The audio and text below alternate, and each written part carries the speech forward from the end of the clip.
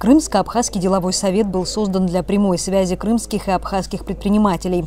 Такое сотрудничество позволит решить ряд вопросов, которые перед собой поставили члены межправкомиссии.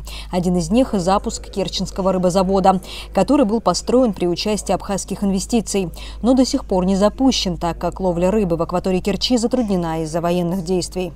Предприятие очень важное и нужное, потому что рыбная мука и рыбий жир являются востребованным экспортным товаром, а предприятие запустить никак не можем, потому что рыбный лов на территории, прилегающей к Керчи, сейчас ограничен из-за того, что постоянно идут атаки на Крымский мост. То есть нам нужно находить способы запустить в работу предприятия за счет близлежащих акваторий.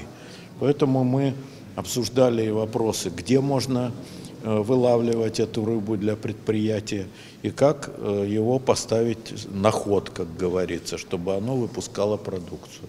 Прямая торговля между республиками – еще один вопрос, который намерены решить с помощью Крымско-Абхазского делового совета. Многие товары абхазские продаются через посредников. Краснодарский край, Ростовская область, не знаю через каких, но получается, что в статистике импорта абхазского в Крым не существует, 0. Но это же неправда. Мы едим абхазские великолепные фрукты, цитрусовые, южные фрукты различные. Мы видим большое число абхазских вин на наших прилавках. И даже минеральная вода появляется. А как же так 0 импорта абхазских продуктов? Это значит, что на нас кто-то зарабатывает. Причем зарабатывают неплохие деньги, потому что через посредников всегда продажа будет в 1,5–2 раза дороже.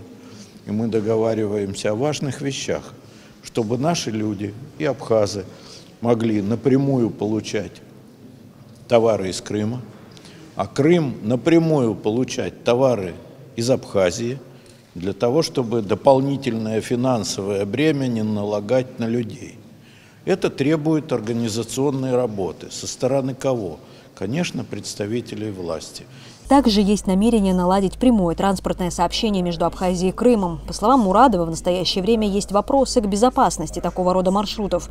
Но, как он утверждает, это временные трудности. На крымских судостроительных предприятиях уже заказаны катамараны и корабли на подводных крыльях, которые на больших скоростях могут доставлять пассажиров на наших приморских территориях. И действительно такие возможности есть и потребность. Туристы хотят ездить из Крыма в Абхазию, из Абхазии в Крым. Летом они передвигаются, и это можно сделать, имея эти корабли. Мы рассчитываем их построить к концу следующего года. И я думаю, к тому времени будет другая ситуация. Мы на это рассчитываем. В плане безопасности? В плане безопасности, военных операций и так далее. Хотя я думаю, что с Западом мы еще долго будем выяснять отношения, но в плане безопасности, наверное, какой-то баланс будет найден.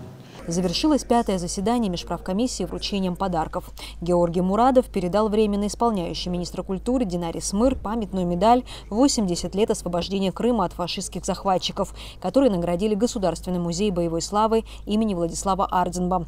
Марьяна Котова, Торник Амичба, Абаза ТВ.